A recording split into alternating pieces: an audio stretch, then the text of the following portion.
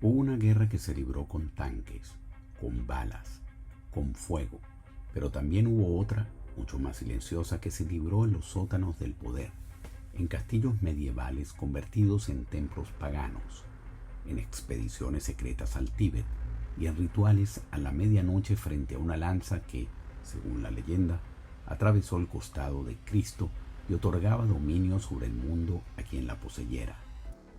Pero, ¿qué hay de cierto y de falso en toda esa guerra aparentemente silenciosa? Hoy vamos a adentrarnos en un territorio inquietante y muchas veces ignorado por la historia oficial, el lado oculto del Tercer Reich, un mundo donde los símbolos no eran decoración, sino puertas a lo invisible, donde Himmler soñaba con fundar una nueva religión aria y donde Hitler se veía a sí mismo no como un político, sino como el elegido de un destino cósmico. Quizás el mayor peligro del nazismo no fue su ideología, sino su capacidad de transformarse en mito, porque los mitos no mueren, se transforman y a veces regresan con nuevos nombres y nuevas formas, desmontando el ocultismo nazi, historia y realidad tras los mitos esotéricos del Tercer Reich. El séptimo laberinto.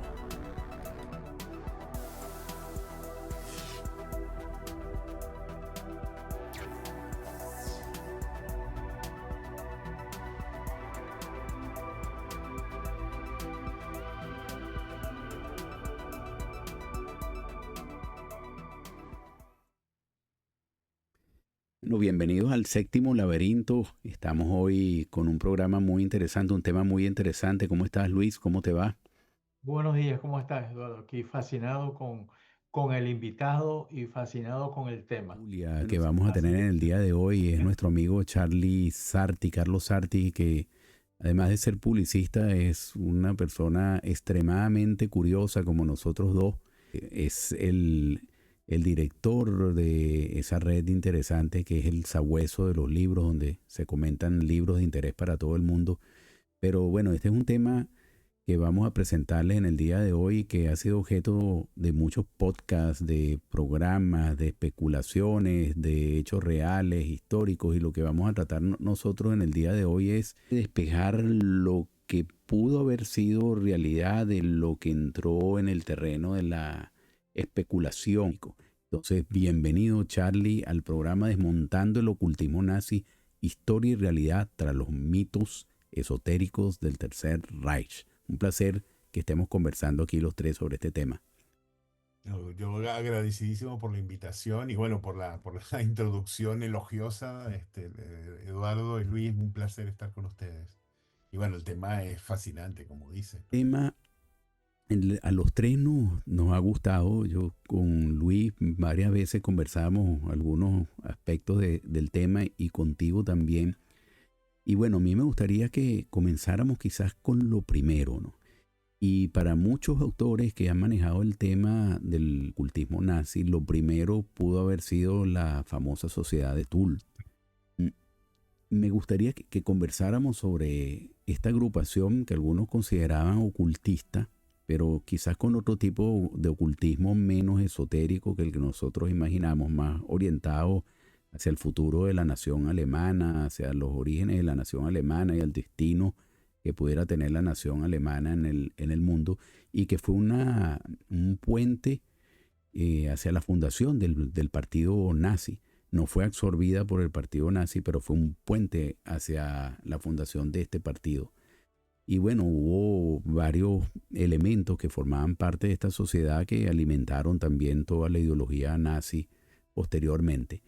¿Qué pudiéramos conversar, qué nos pudieras decir sobre la sociedad de Tull y este papel que tuvo en los pregómenos de todo el origen del nazismo y de su destino eh, dramático y perjudicial para la humanidad? Bueno, justo tiene mucho que ver con en separar el mito de la realidad, ¿no? La sociedad Thule existió y evidentemente era una sociedad de corte esotérica basada un poco en los mitos que manejaba en ese momento todo ese grupo de fanáticos, ¿no? Porque tenemos que pensar que este tipo de sociedades estaban creadas por gente que tenía creencias esotéricas, pero al mismo tiempo eran fanáticos casi todos arios, racistas, o sea, entonces era una mezcolanza de cosas. Pero la sociedad Thule específicamente estaba centrada en el mito germánico, eran todas estas sociedades germánicas que hablaban de un origen mitológico de Alemania, que era una obsesión que tenían en ese momento los alemanes. Pero yo creo que hay que entender que todas estas cosas vienen de orígenes anteriores, del siglo anterior, del siglo XIX. La sociedad Thule se funda en 1918 y se acaba en 1930, es decir, antes de que Hitler asuma el poder. Y obviamente que influyó, pero no influyó tanto como la gente se imagina. Probablemente el mito que se nos ha contado es que, bueno, la sociedad Thule, y bueno, se habla también de la sociedad Vril, de la que podemos hablar después, que fueron como toda esa impronta esotérica que fue la que fundó el nazismo. La realidad es que sí, esta gente, había un grupo de esoteristas y ocultistas que estaban muy involucrados en junto con el racismo, en el deseo de crear una Alemania mitológica de alguna manera. Y creo que sí tuvieron mucha influencia en algunos personajes, particularmente en Himmler, ¿no? Que Himmler, que es el fundador de las SS, sí era un fanático ocultista. Y yo creo que, digamos que lo que él hace con la fundación de las SS y con esta especie de caballería ocultista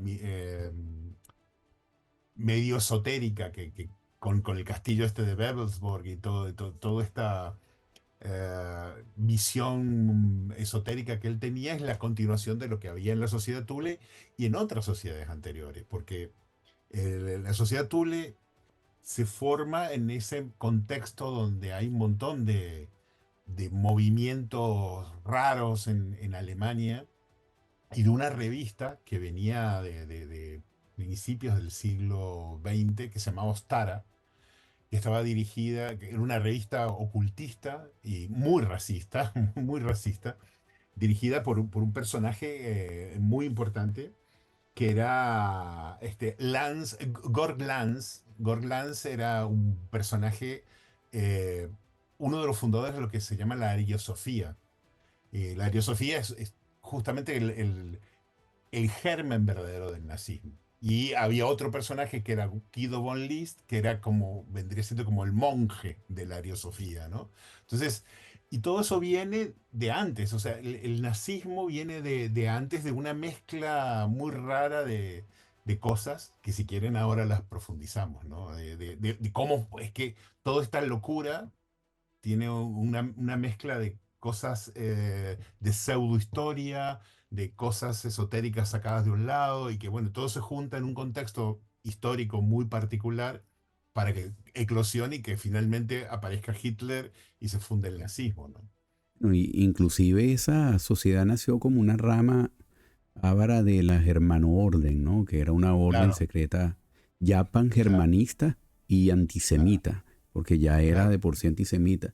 Y Es también que es conocido históricamente en varios libros de referencia que estuvimos comentando nosotros en estos días antes de hacer el programa, como un núcleo de actividades contrarrevolucionarias cuando cayó el Imperio Alemán y tuvo lugar la Revolución de Baviera entre 1918 y 1919. Y ahí hay una figura clave de un personaje se que Bottendorf, fue von clave en su organización, propaganda, y creo que con él comenzó a hacerse uso del famoso símbolo de la esvástica invertida, que es un símbolo claro. Es que importante para el las culturas símbolo de orientales. la sociedad Thule era la esvástica, pero en realidad la esvástica ya venía de antes, porque justamente era algo que se venía utilizando se mostraba en la revista Ostara Ok. y, o sea, es que yo creo que lo interesante tiene que ver con entender por qué es que esto llegó a pasar, ¿no? Que no fue una cosa de generación espontánea. Y obviamente lo que tú mencionaste de mm, que en el contexto donde hubo la Revolución de Baviera y toda esta convulsión, la caída fíjate que esta sociedad Thule se funda en 1918, que es cuando termina la Primera Guerra Mundial. El fin de la Primera Guerra Mundial fue un desastre para Alemania, porque la derrota de la Primera Guerra Mundial, que les impuso las condiciones del Pacto de Versalles, generó una humillación. Y eso en ese contexto donde había un montón de gente que decían que Alemania merecía mucho más de lo que de la posición que tenía, porque realmente se veían a sí mismos como la tierra prometida casi, ¿no? Era una cosa media mística. Entonces ellos sentían que Europa entera los estaba humillando y que además estaban invadidos, todo el tema de la entrada de judíos en Alemania, todo eso se mezcló en ese momento, pero tiene raíces en el siglo XIX, en una visión muy particular que ellos tienen de la historia, que es justamente que se combina con cosas esotéricas, las teorías de Madame Blavatsky, que las teorías de Madame Blavatsky habla de Atlántida y que, o sea, de la Atlántida fueron las tribus que formaron la Europa original y entonces empezó todo el tema de dónde venían los arios, ¿no? Porque a ver, históricamente, los arios es una manera de hablar de los indoeuropeos que en teoría vienen de Oriente, de Irán y de la India, ¿no? Pero en el siglo XIX empiezan a ocurrir cosas muy locas, como hay una serie de historiadores que empiezan a hacer paralelismos, historiadores alemanes, a paralelismos entre las primeras lenguas germánicas y el sánscrito, por ejemplo, de la India. Pero ellos empiezan a ver las cosas al revés, dicen, bueno, ¿y si en realidad no es que el sánscrito nos inspiró a nosotros, sino que nosotros inspiramos al sánscrito? Mm. Entonces, hay un arqueólogo, en esa época empieza la arqueología, los primeros arqueólogos, los alemanes se obsesionan con Grecia, porque ellos dicen que Grecia es, digo, hay un problema también, que como estábamos hablando antes, ellos se comparaban mucho con otros países. Francia es un país que tiene una historia y una identidad muy monolítica. Y bueno, el origen de Francia tiene que ver con Roma y con los francos, y está como muy bien contado. Los ingleses igual, los italianos del origen en Roma, hasta los españoles, pero los alemanes era un país que era una mezcolanza de pueblos, y ellos trataron de buscar la raíz de quiénes eran los germanos. Entonces empieza a ocurrir cosas muy locas como hay una reinterpretación de Tácito, el famoso historiador romano, donde él tiene un libro que se llama Germania, donde hay unas descripciones de esa época de los exploradores, de cómo veían a la Germania, y hablan de un país casi mítico, ¿no? Entonces, más racistas y más pangermánicos en el siglo XIX empiezan a agarrar esas interpretaciones de Tácito casi como que hablaban de la tierra prometida. A eso lo mezclan con nuevos arqueólogos que empiezan a explorar Grecia y empiezan a elaborar la teoría de que en realidad los arios vienen del norte y que primero fundan a los pueblos germánicos y que ellos son los que fundan Grecia. Es decir, imagínate esta locura, ¿no? Que fueron los germanos quienes fundaron Grecia.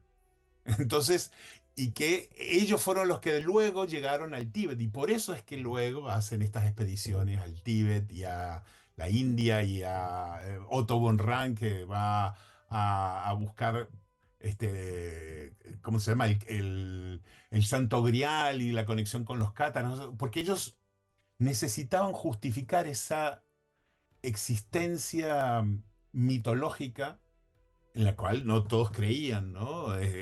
Sobre todo Himmler era el máximo defensor. Pero, como digo, el origen de esta locura que luego deriva en el nazismo empieza en el siglo XIX.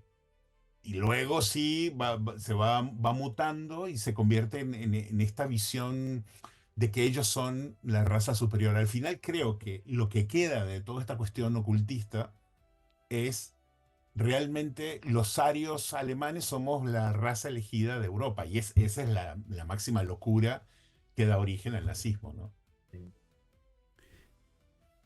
Claro, hay un libro que todos hemos leído. Yo confieso que cuando era adolescente cayó en mis manos y me fascinó, me abrió mundos, que es el famoso El retorno de los brujos de estos dos autores franceses, Louis Powell y Jacques Bergier, que nos está mostrando ahorita Charlie. Y después tuvo una continuación también que creo que se llamaba La rebelión de los brujos. La rebelión de La los rebelión de brujos. los brujos. Pero claro, uno lee todo el libro, encuentra muchas cosas interesantes, pero hubo un capítulo o dos capítulos que él dedicó al tema de los orígenes esotéricos del nazismo o ocultista, donde él básicamente lo que nos comenta en ese libro es que el nazismo es un fenómeno histórico que no puede ser entendido si no se asocia a su dimensión esotérica y mítica, Tal ¿no? cual. Nos habla del nazismo como una manifestación de fuerzas ocultas, nos habla de todas las sociedades precursoras del nazismo, como fueron la Golden Dawn, la sociedad de Brill y Thule y la Nervé, sobre la que seguramente estamos obligados a hablar en un momento. Algo interesante también fue el concepto del hombre nuevo y la mutación racial, la raza del Brill, que venía de una novela que se llamaba La raza venidera de Bulwer Lytton, donde se adoptó el mito de una sociedad subterránea poderosa que era la raza del Brill, que vivía en cavernas y poseía un tipo de energía psíquica que les confería poderes inmensos. También nos cubre, por supuesto, el papel que tuvo Himmler, la SS, la NRV como órdenes místicas, la conexión con los superiores desconocidos, y ahí entraba un poco también la teosofía de Madame Blavatsky, y la oposición a la ciencia oficial y el racionalismo, como el nazismo, y nos los comentaba Jacques Berrier y Louis Powell en este libro, despreciaba todas las ciencias tradicionales, las calificaba de burguesas o de marxistas, etcétera, y proponía una cosmovisión basada en energías ocultas, astrología, runas. Por supuesto, el simbolismo de la esvástica, que me gustaría que Charlie también o Luis lo pudiéramos comentar, y algo que va a formar parte de la desmitificación, el impacto psíquico de Hitler y su papel como medium, ¿no? Porque también se decía que sí, Hitler a Sí. veces entraba en sesiones de frenesí y podía servir como un vehículo mediúmnico para todos estos antecesores arios y para guiarlo en el camino. Pero nosotros nos leímos un libro, Charlie y Luis creo que también, que es la biografía de Albert Speer, que fue uno de los hombres que estuvo más cerca de Hitler, y en esa autobiografía pues él nunca comentaba nada de estos temas esotéricos vinculados a Hitler. Y bueno, y la conclusión final de ese libro, pues el enfoque esotérico del nazismo. Pero bueno, vamos a comentar sobre este libro y cómo nos impactó y cómo fue el origen de todas estas especulaciones, algunas con fundamento, otras sin fundamento, sobre los orígenes ocultos y esotéricos del nazismo. Sí. Oye, yo quería preguntar eh, otra de las incógnitas que me surgieron durante mis revisiones, porque no llegué a tener un concepto claro de eso, tener claridad en eso. Es que Hitler tenía una relación personal con el oculto, simplemente que eso le permitía un instrumento para movilizar masas. Eh, Mira, yo creo que él tuvo una relación con el ocultismo cuando era joven, en Viena. Viena era una ciudad justamente donde estaba la revista esta Ostara y donde estaban estos personajes. Y era una ciudad donde había magos, era un lugar muy particular. De hecho, él tuvo un mago que, bueno, se hizo una película sobre eso, que lo estuvo asistiendo durante un tiempo. eh, pero yo creo, y creo que hay no solamente el libro de Speer, sino hay un montón de otras biografías. Si tú lees, por ejemplo, los diarios de Goebbels, tampoco, o sea, yo creo que no hay ni la más remota referencia a temas ocultistas. Y de hecho, yo creo que una de las cosas más notables de cuando uno empieza a entender en forma casi 360 grados de lo que era la locura del nazismo es que todos eran muy diferentes.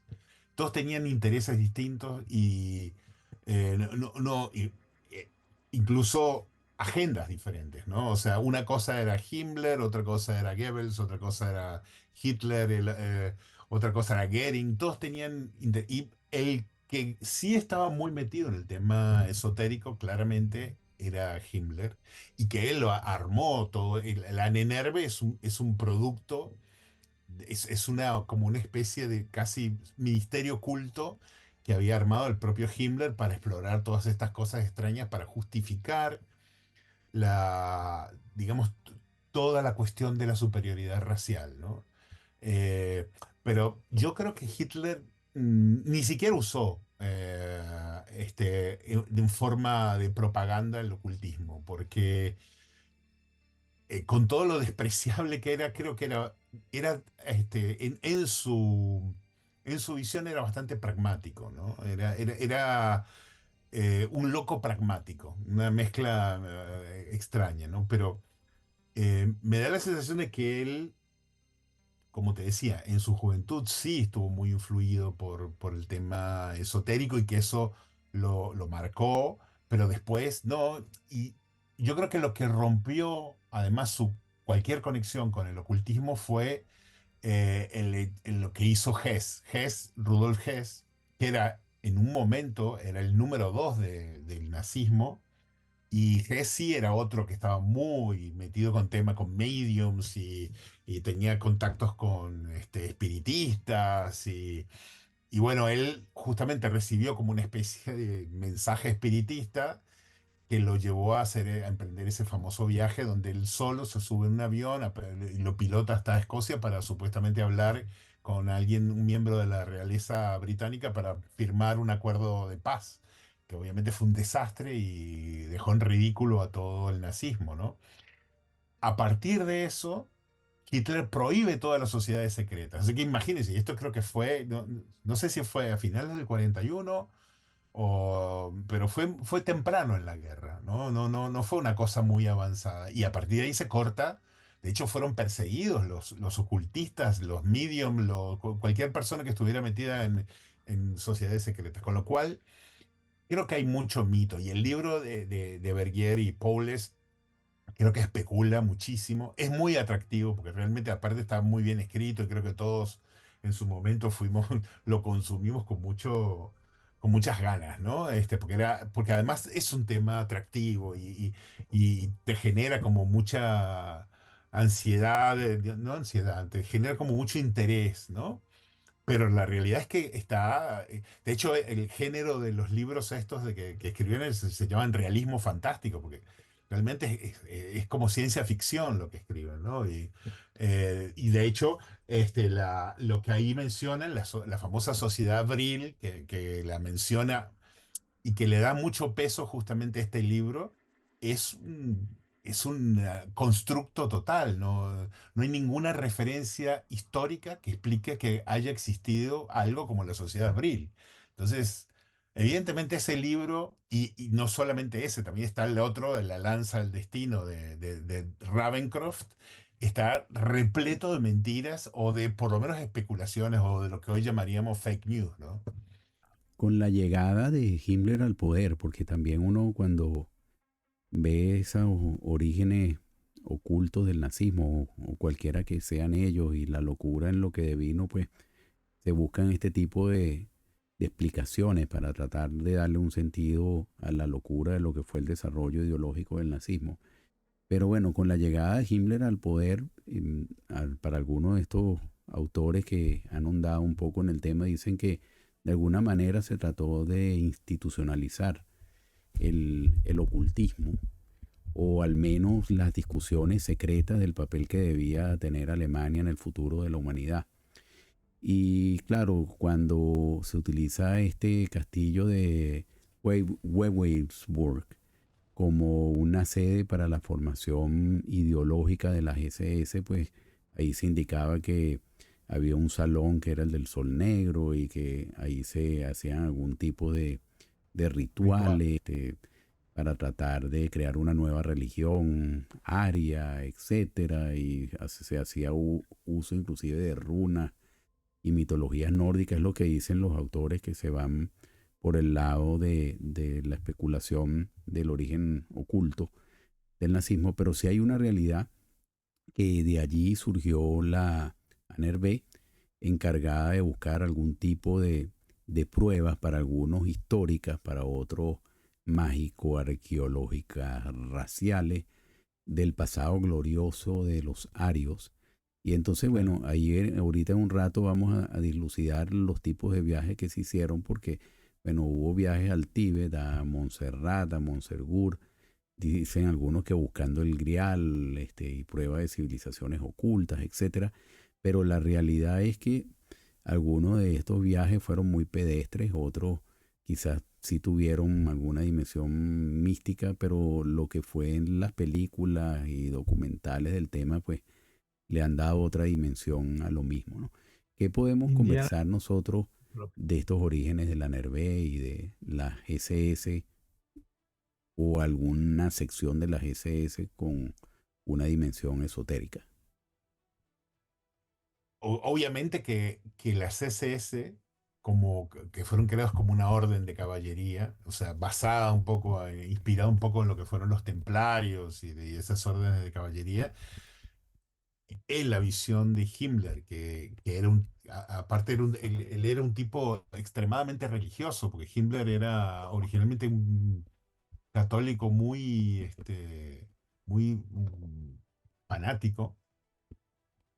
Él tenía una visión de crear justamente algo muy eh, ligado a la liturgia, ¿no? O sea, por lo tanto creó toda esa liturgia y por eso es que la Nenerve busca justamente todas las justificaciones para que eh, tanto el postulado de la raza superior como la existencia de las SS como una orden de caballería estén apalancados en cosas racionales. Lo que pasa es que nunca encontró nada que pudiera probar nada de lo que él pretendía. Es decir, todas las expediciones que hicieron fracasaron, todas. Entonces, evidentemente, fue todo como un gran experimento delirante, ¿no? Donde intentaban buscar conexiones que explicaran su visión de la historia, que desde, desde esta teoría de que los arios venían del norte y que luego ellos habían ido hasta, que los mismos arios habían llegado hasta la India y habían llegado hasta el Tíbet y y por eso, por eso el tema de la esvástica, ¿no? Lo que pasa es que hay ciertos elementos en común donde se repite la esvástica, donde pueblos germánicos antiguos usaban la esvástica y también la usaban en el Tíbet y la usaban en la India, pero bueno, también creo que no se enteraron. Si tú vas a las ruinas de Tiahuanaco en Bolivia, también hay esvásticas. Digo, de las esvásticas hay en todos lados.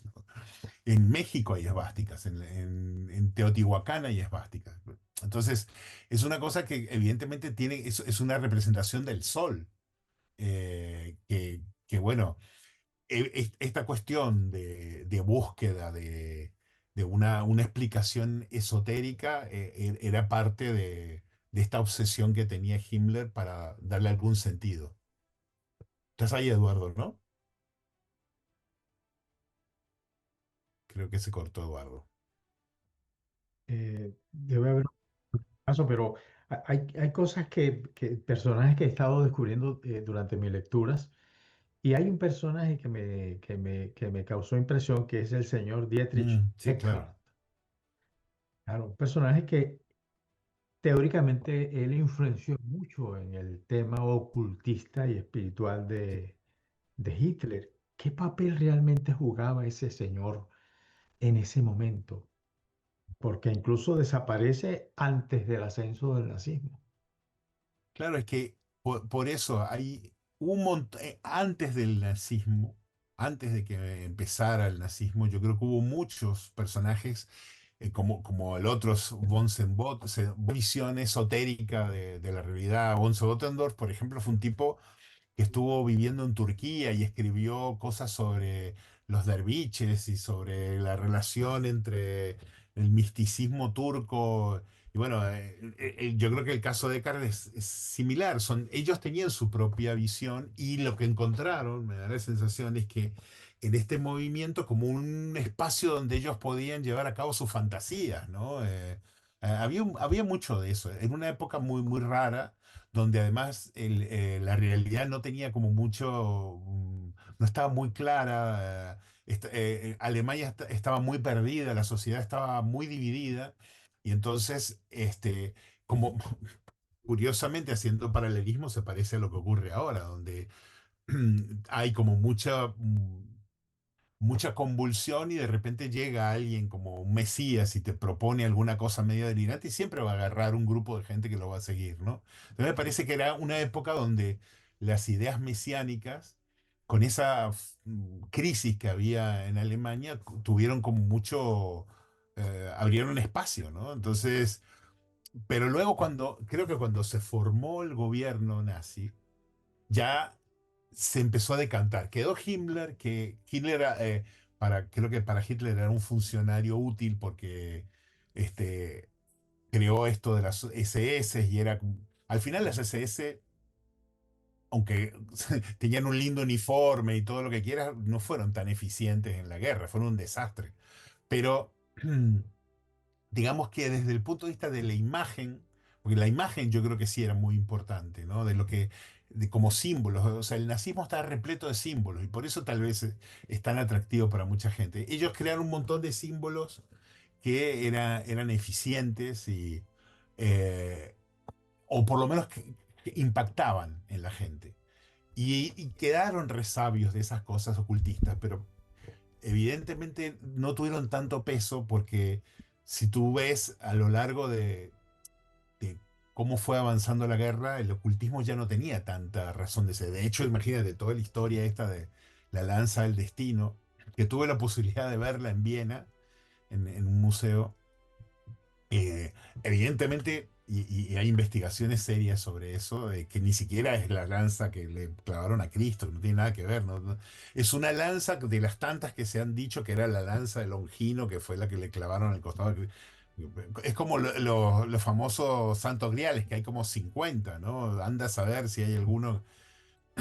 Aquí hay uno en Valencia, hay otro en Francia, hay Sí. varios, en Alemania, digo, es lo mismo, ¿no?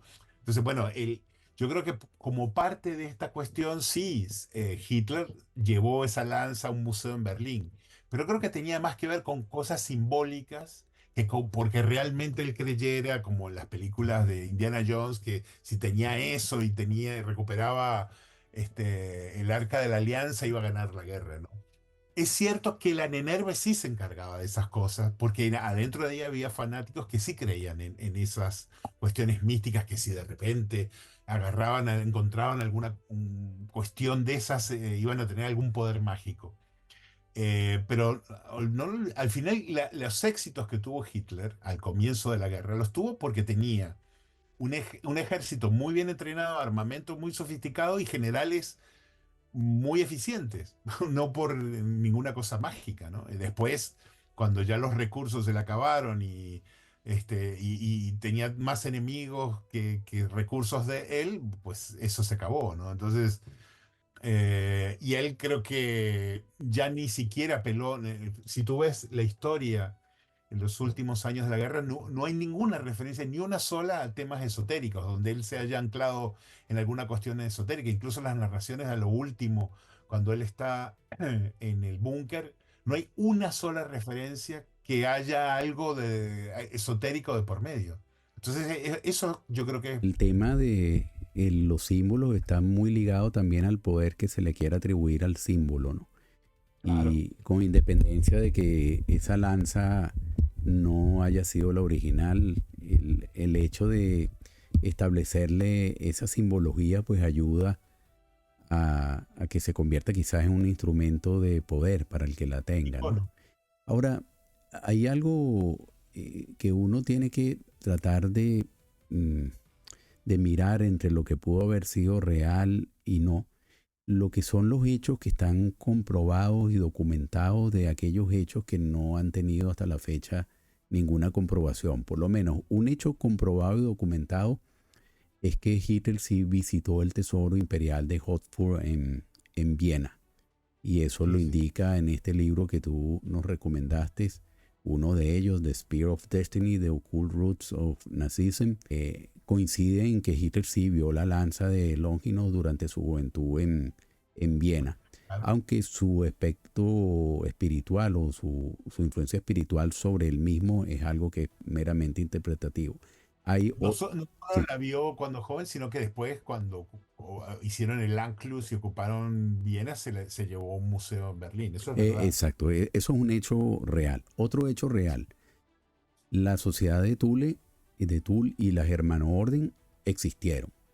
Sí, sí. Con su estructura, tuvieron círculos fundadores del partido nazi, practicaban rituales neopaganos, usaban runas, tenían una ideología racista, todo eso es real. Otro hecho histórico real es que Himmler estructuró las SS como una orden con elementos rituales. Ahora, si no eran rituales esotéricos, eran No, rituales no, para eran de fortalecer la toda la ideología, historia. ¿no?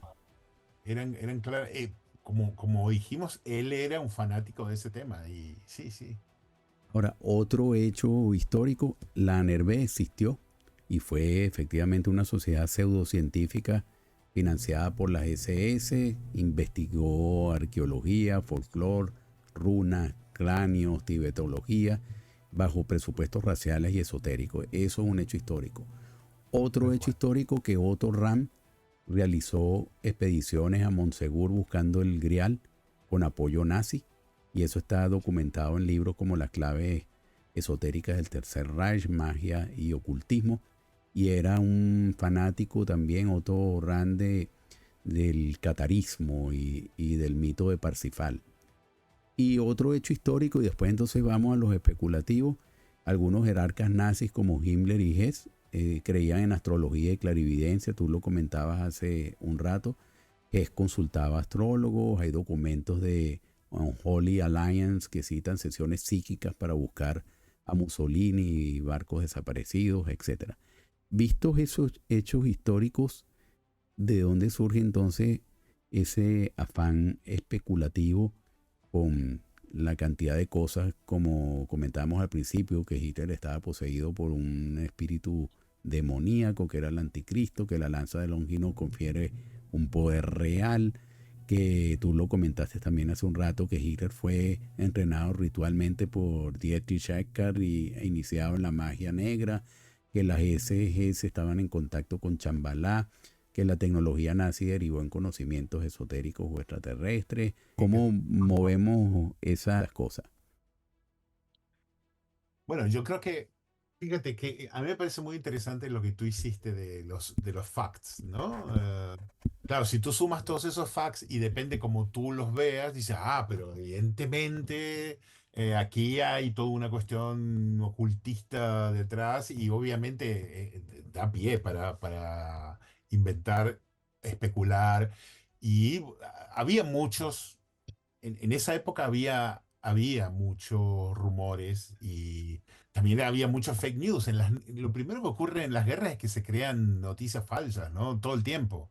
De hecho, había una teoría donde decía que, por ejemplo, de un lado estaban los brujos que trabajaban con Hesse y del lado de Churchill estaba Aleister Crowley, que era el fundador de la Golden Dawn, que supuestamente es el que le enseñó, el que le dijo que tenía que usar esto, que era en realidad un símbolo satánico, que eso fue lo que permitió ganar la guerra.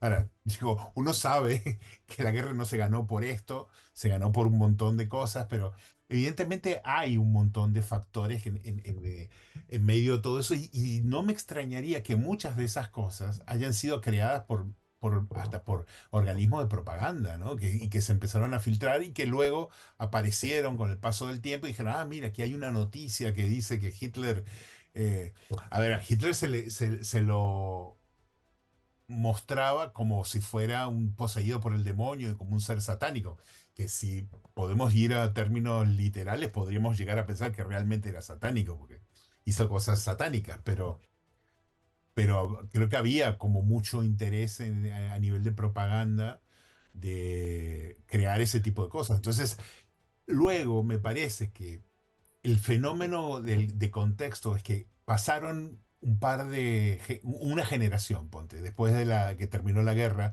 donde la gente vivía muy cercana a lo que fue el estruendo de la guerra. Pero llegaron los años 60 con una visión como más, un poco más ligera de la realidad. Además, era una época donde yo creo que hubo un enorme interés por el ocultismo en los 60. Fíjate que fue la época cuando aparecieron las películas como, no sé, el bebé de Rosemary, Mm. aparecieron todas el auge de la cuestión de los UFOs y de cosas del más allá. Entonces, creo que el rescatar cosas las raíces ocultas del nazismo, en ese momento la gente se dio el permiso de analizar a Hitler, que fue una cosa horrible hasta hace unos años, pero con una visión un poco más, digamos, divertida también. Y yo creo que pasó un poco eso, ¿no? Entonces, y luego apareció Internet muchos años después, donde se amplificó todo, creo que se inventaron un montón de cosas. eh, y así creo que ocurre con casi todas las teorías de conspiración. Siempre hay un porcentaje, yo creo que de verdad en todo esto. O sea, evidentemente detrás del nazismo hubo ocultismo, por supuesto.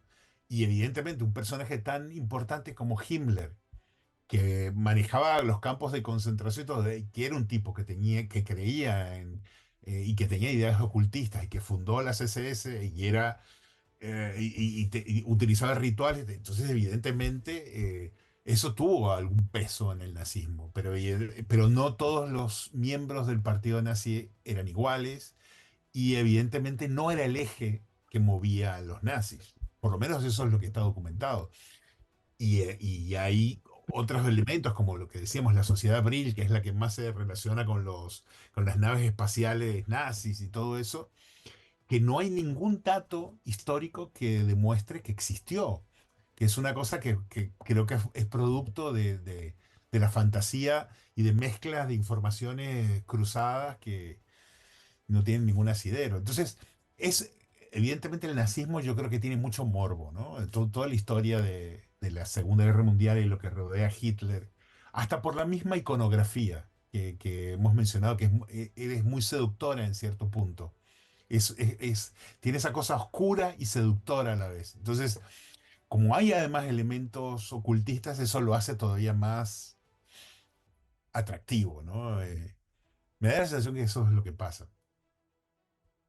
Si agregamos, Charlie, es decir que sí, eh, sería muy cuestionable que existió un intento deliberado de sustituir, como por ejemplo el cristianismo, por una fe pagana, aria. A ver, yo no creo que haya sido o sea, yo no creo que todos los miembros del partido nazi se hayan planteado, se hayan sentado un día y lo hayan planteado. Yo creo que es una idea que puede haber pasado por la cabeza de Himmler, sobre todo. Eh, pero, a ver, en términos prácticos, yo creo que lo hicieron. Digo, no lo hicieron en forma esquemática, pero en términos orgánicos, crearon una religión. El nazismo era una religión. Y si tú ves los rituales que hacían con el apoyo de Speer en Nuremberg, con todas las antorchas, era una religión, con rituales, igual que el comunismo fue una religión, exactamente lo mismo que hacían los soviéticos. Es decir, para mí, todas las ideas, estas ideologías fanáticas, totalitarias que se basan en íconos y y que construyen liturgias, son pseudo religiones, evidentemente. El nazismo, entonces sí, pero no creo que lo hayan hecho como tal vez se especula, ¿entiendes? Para mí, en la práctica se convirtió en una religión. pero no, digamos, no hicieron una Biblia, aunque bueno, tenían la Biblia, era el Mein Kampf, viste que era muy loco cuando la gente se casaba, les regalaban un Mein Kampf encuadernado en cuero, el Estado, y obviamente el Estado lo pagaba, con lo cual Hitler era millonario por la cantidad de regalías que obtenía. Esa cosa delirante, ¿no? Ahora, Hollywood también ha contribuido a toda Sí, esta difusión del esoterismo nazi, ¿no? Hay películas claro. como Cazadores del Arca Perdida, Indiana Jones y La Última Cruzada, Hellboy también del 2004, Hellboy, por supuesto. Sí. Iron Sky, los niños de Brasil, La Fortaleza. Yo aquí busqué una lista de estas películas Y Los Niños de Brasil es más sobre el tema de de la Mengele, clonación. ¿no? Mengele, sí. Esa no habla tanto de esoterismo. Digo, hay una especulación sobre los clones de Hitler. Yo creo que ahí No, y los sí. documentales Pero como Alienígenas Ancestrales le dedican sí, muchos claro. capítulos al tema Pero es del que nazismo. yo de nuevo creo que es un tema tan atractivo. Es muy curioso, pero yo creo que los seres humanos somos muy morbosos, ¿no? Y fíjate, probablemente no haya un régimen más odiado que el régimen nazi, ni uno que resulte tan seductor para que la gente lea e investigue. ¿Por qué? Hay una teoría que dice que cuando una esvástica está en la tapa de un libro, tiene como entre un 20 y un 30% más de ventas. Es una cosa loquísima, pero es así. Y bueno, por eso yo creo que también se ha tratado de controlar un poco. Hay una cierta fascinación, yo creo que por lo culto, no por lo culto, sino por lo dark, ¿no? Y los también sangriento que fue ese movimiento, ¿no?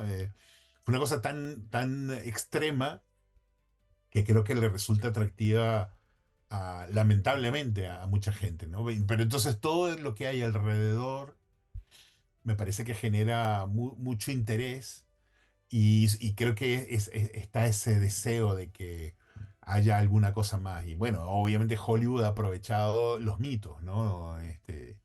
Y, sí, y yo te digo, a mí cuando era joven me encantaban las películas de Indiana Jones y todavía las disfruto y Sí, me parece igual, que yo a estas alturas son muy también. atractivos esos mitos, ¿no?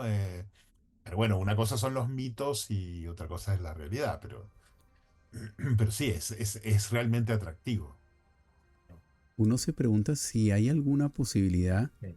que nos estemos perdiendo una parte de la película, ¿no? Digamos que, claro, entre toda esa cantidad de mitos y especulaciones, si haya habido algo que se nos haya escapado y que haya podido haber sido este, cierto o relacionado con todo este tema del esoterismo nazi. Mira, es posible que haya alguna cosa. Yo soy un poco más contrario a pensar digo, creo que cuando las cosas son muy notorias es imposible taparlas, ¿no? Pero bueno, es que sobre el mundo nazi, ¿cuántas cosas nos han dicho? Bueno, desde la historia de que Hitler está en Argentina, murió en Argentina, las bases nazis en la Antártida, eh, las bases nazis en la Luna, no sé si han escuchado de eso, Sí, de las sí, sí. bases en la Luna. Bueno, imagínate. Este, que en realidad los nazis sí desarrollaron la bomba atómica y la lograron lanzar sobre Rusia. Digo, cualquier cosa, o sea, todas las cosas que se te puedan ocurrir son factibles en ese mundo, pero yo creo que tiene que ver con ese terreno y es posible que haya ocurrido alguna otra cosa, ¿no? Yo creo que la historia per se, la historia verdadera igual, es tan interesante como, mira, aquí no sé si ustedes conocen la historia de que no tiene nada que ver con el esoterismo, pero yo digo de lo exagerado. Hay un espía español que era un tipo que primero quiso ser espía nazi y no le hicieron caso y se fue para los ingleses y empezó a escribir cartas donde engañó a los ingleses, perdón, engañó a los alemanes haciéndoles creer que estaba haciendo espionaje en Inglaterra y en realidad estaban viviendo en Lisboa. Esa historia es alucinante. Y todas esas cosas ocurrieron en la Segunda Guerra Mundial. O la historia, por ejemplo, del tipo este, no sé si conocen la ya famosa Operación Carne Picada, No, que fue consiguieron un cadáver, agarraron un muerto, lo disfrazaron de oficial, le pusieron una carta donde decían que la invasión de Europa iba a ser no en Sicilia, sino en Grecia, y lo lanzaron en las costas de España para que lo rescataran los pescadores andaluces. Y lo rescataron y por supuesto le dieron la carta a los nazis. Y los nazis creyeron que el desembarco en el Mediterráneo no iba a ser en Sicilia, sino en Grecia, y no y movilizaron todas las tropas para allá, con lo cual pudieron desembarcar casi sin defensas en Sicilia. Y todas esas historias son reales. Entonces, la Segunda Guerra Mundial está llena de cosas loquísimas, ¿no? Entonces, creo que sí, pueden haber pasado algunas otras anécdotas, pero qué sé yo. Eh, Y ah, una cosa que a mí me impactó, las puertas interdimensionales que se supone que habían encontrado los nazis. Incluso se habla de una campana nazi sí, sí, sí, a la través famosa. del cual eh, ellos podían entrar y salir. Sí, o sea, todo Daigor, eso, creo que se llama Daigor, algo así. sí, sí, de Glocke, ¿no es? Creo que se llama de Glocke el aparato ese.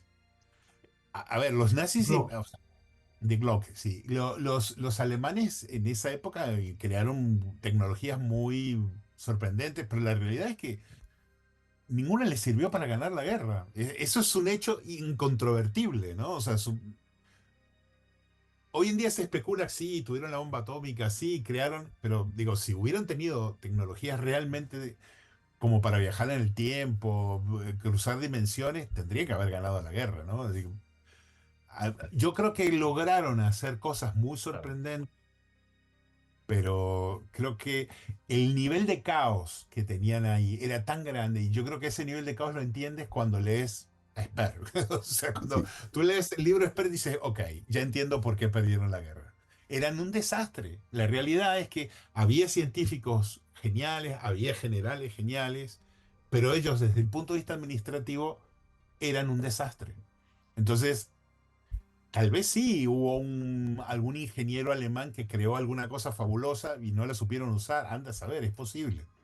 Habían experimentado montones de cosas. Lo que es cierto es que ellos sí tenían una división que la fomentaba Himmler, de invertir en algunos proyectos rarísimos, loquísimos.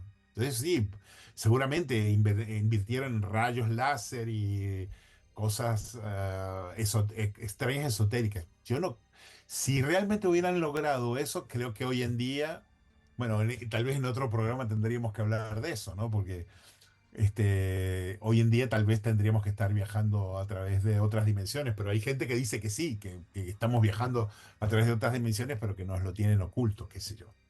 Y justamente por eso se retrasaron y no pudieron competir a nivel de lo que estaba haciendo Estados Unidos, y además no tenían los recursos. En ese momento Alemania no tenía prácticamente capacidad, no tenía la capacidad de la cantidad de elementos y materiales que necesitabas para poder desarrollar una bomba atómica. Estados Unidos tenía todo y además tenía el apoyo de todos los ingenieros del resto del mundo. Es decir, a mí me da la sensación de que de nuevo ahí hay como mucha cosa, ¿no? El tema de las naves nazis, mira, puede ser, yo no digo que no. De repente, en determinado momento capturaron una nave extraterrestre y trataron de hacer algo de ingeniería inversa. Si lo intentaron, no lo lograron, porque si hubiera habido, si ellos realmente hubieran tenido ovnis, convengamos que no habrían permitido que bombardearan y destrozaran toda Alemania. Claro. Eh, Lograron desarrollar aviones mucho más modernos que los que tenían los aliados, eso no hay ninguna duda, pero no tenían la capacidad de producirlos en la cantidad suficiente como para poder cambiar el destino de la guerra. Esa es otra. ¿Tenían armamentos muy sofisticados? Sin duda. pero no lograban producirlos como para que pudieran cambiar las cosas. Tenían los mejores submarinos, sin duda. Es decir, creo que hay que separar. Alemania creo que a nivel de tecnología logró unos hitos increíbles. Yo creo que la tecnología alemana y en cohetería, entonces era insuperable en ese momento. Ellos lograron el pico tecnológico, no hay duda. Pero, y ahí de nuevo creo que es muy interesante es ver cómo manejaron la administración. Yo creo que una de las cosas más complicadas es cómo manejas los recursos. Y además de eso, estamos hablando de un país que no tenía fuentes de dónde sacar. Ellos no tenían petróleo. Tenían que inventar, o sea, ellos fabricaban petróleo reciclando carbón, era lo que hacían con Buna. Tenían unas fábricas que convertían el carbón en gasolina. Tenían que hacer unas cosas súper complicadas porque no tenían recursos. Entonces era imposible que, por más que en ese momento de la guerra, cuando la tecnología había avanzado un montón, que pudieran desarrollarla a pleno. Ahora, si ellos hubieran tenido acceso o apoyo de extraterrestres, imagínate. No, ya se hubiera O sea, decidido la guerra fácilmente. por eso, a mí me parece que hay... Yo quiero hacer una pregunta, Charlie, y no sé si es una pregunta naif, no sé, pero ¿qué creía Hitler? ¿Qué creía Hitler? ¿En qué creía? ¿En qué creía? Yo creo que en lo que él creía está en Mein Kampf, fíjate. O sea, es eso. Él era un tipo que con un enorme resentimiento por lo que había pasado. Él era austríaco y eso es una cosa que a veces la gente se olvida. Él no era alemán, era austríaco.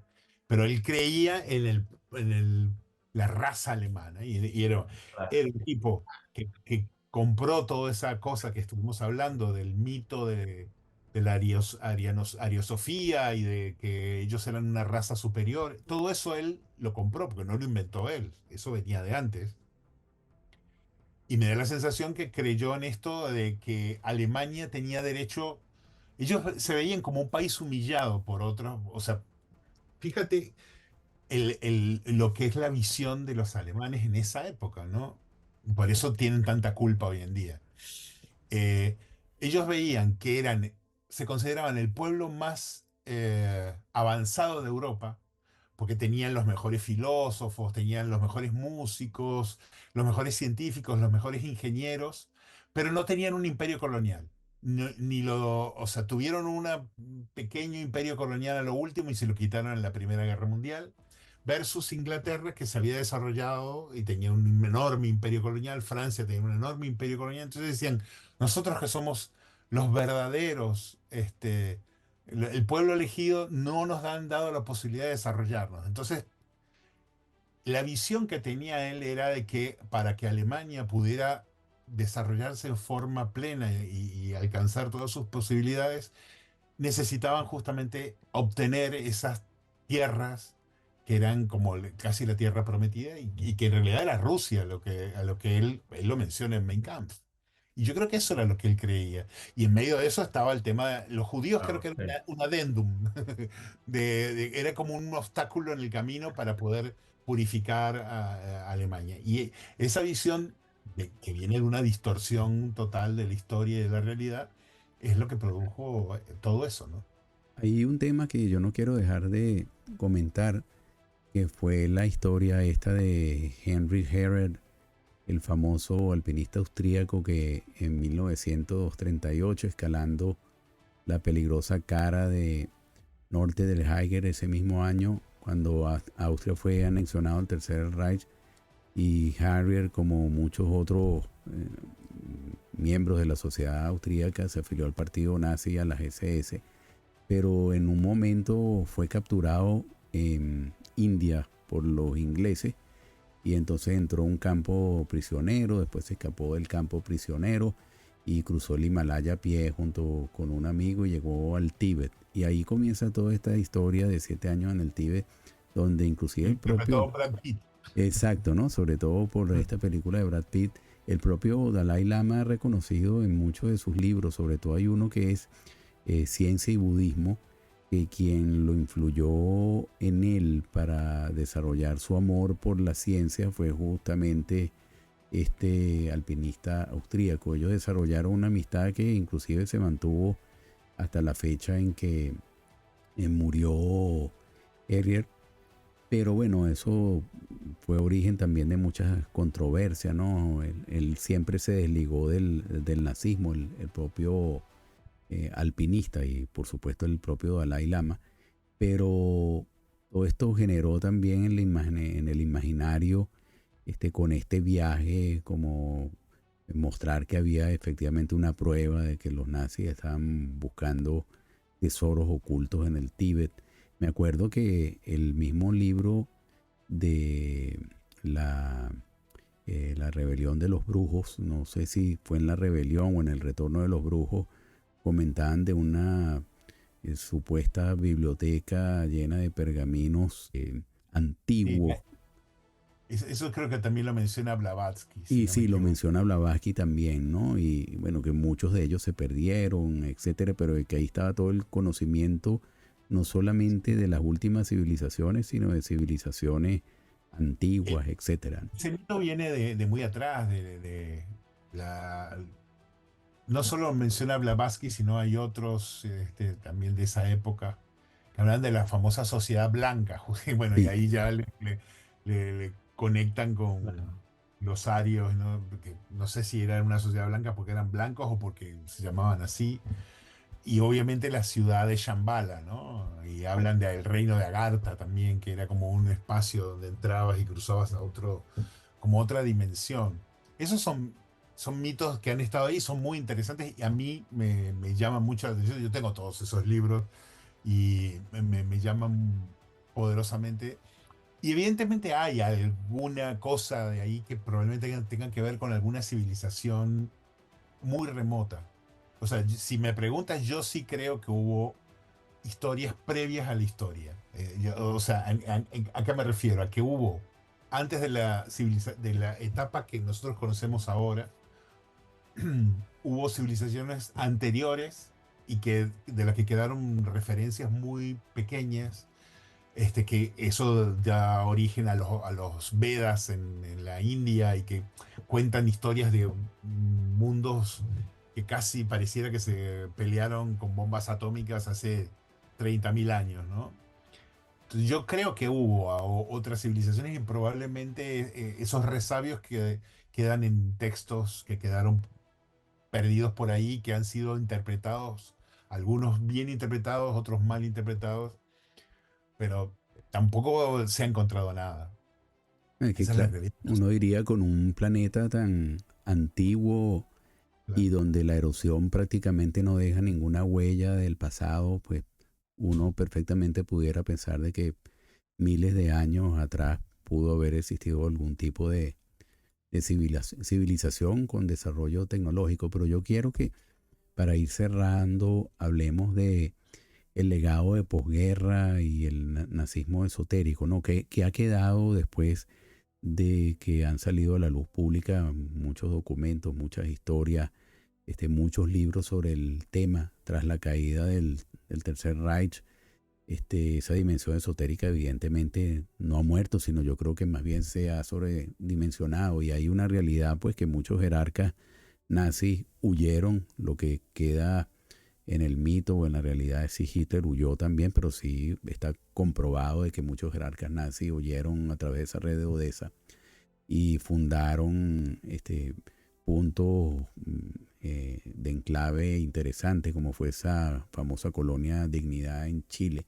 Y hay figuras como Miguel Serrano, que lo comentaba Luis al principio de esta charla, Savitri Devi, Julio Gévalo, que crearon una suerte de religión nazi con tintes místicos, védicos, gnósticos, que uno ve también en los movimientos neonazis que están imbuidos de alguna manera de parte de esta simbología. Entonces lo que uno se pregunta es si hay una sobrevivencia de estos elementos esotéricos en el black metal, en las sectas satánicas, en la teoría conspirativa, en el sol negro, que es un símbolo del extremismo nazi, neonazi, moderno. ¿Qué podemos conversar sobre eso para superar o separar, perdón, mito de la realidad. Bueno, evidentemente que la gente, los fanáticos que todavía se aferran hoy en día al tema nazi, se agarran de esas cosas como lo más seductor, ¿no? Como que, bueno, está toda esta cuestión ocultista, el mundo que giraba alrededor de las SS, el tema de las runas, pero yo creo que, a ver, yo no creo que el nazismo eh, tenga una enorme repercusión ni éxito en ninguna parte del mundo. Creo que son cosas como muy marginales, ¿no? Sí hay, por supuesto. Hay fanáticos que además hay gente que sigue venerando a Hitler. eh, y es un poco loco pensarlo, pero sí hay. Y que evidentemente todo esto que hablamos, que resulta de alguna manera seductor para gente que le interesa todas las cuestiones ocultas. Digamos que el oculto siempre llama la atención, ¿no? El ocultismo, por su mismo nombre, es una cosa que te genera interés, porque todo lo que no puedes tener a simple vista, tienes ganas de explorarlo. Entonces hay gente que se ha dejado seducir por eso, ¿no?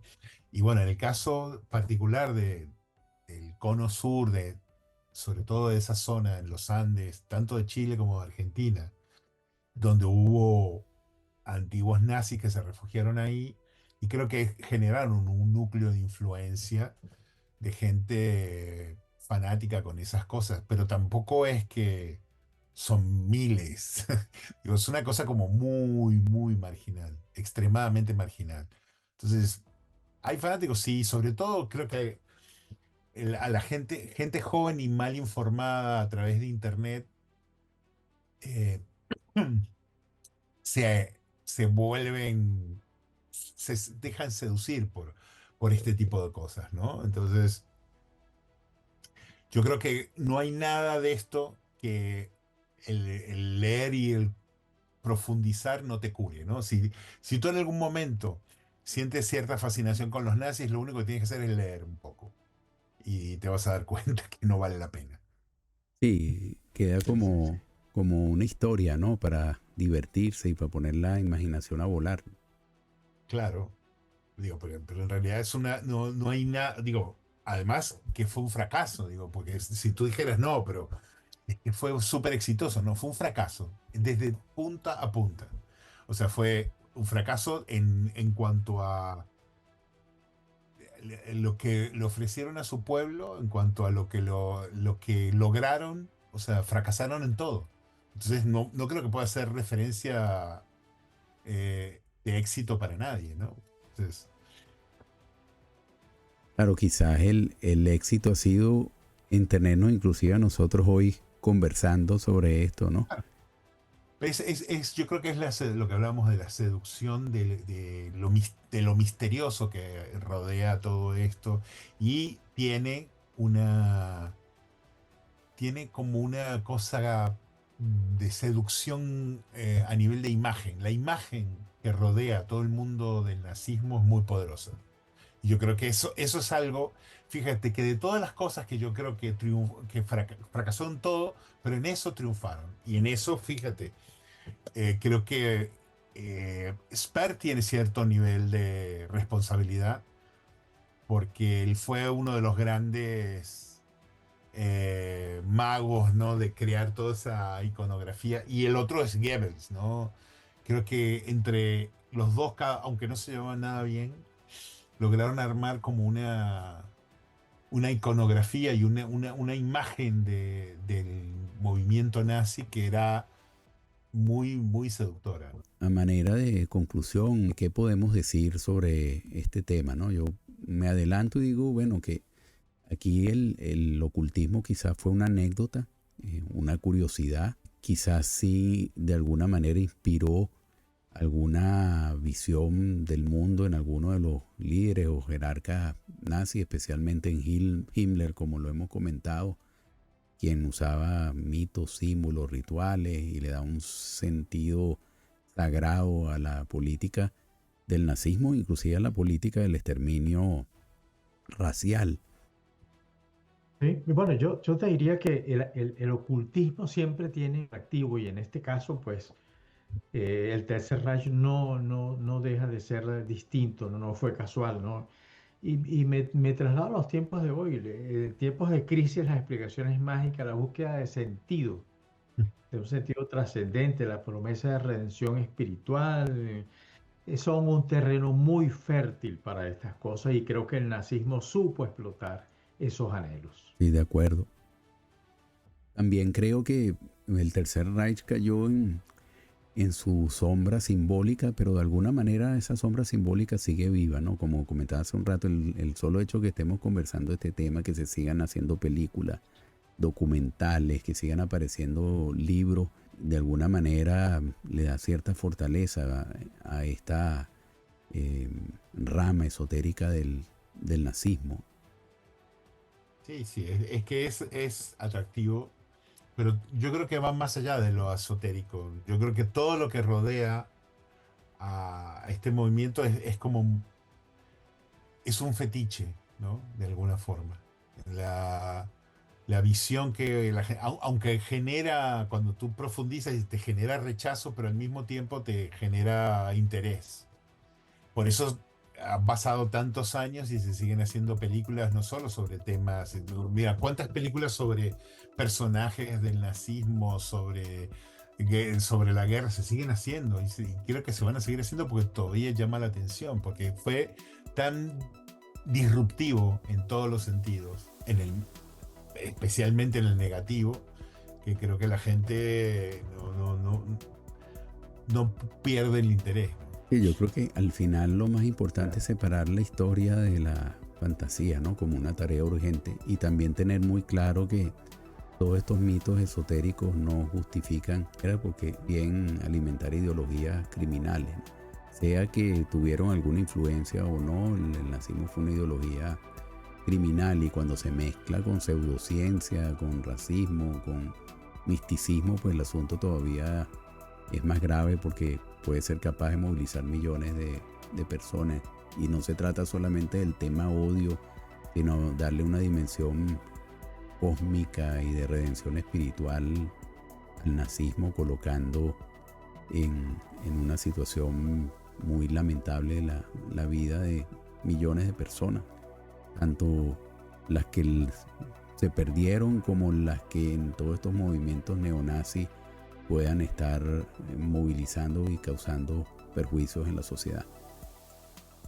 Pero bueno, con esto creo que llegamos al final del programa, Charlie. Fue como siempre un placer conversar contigo, con Luis.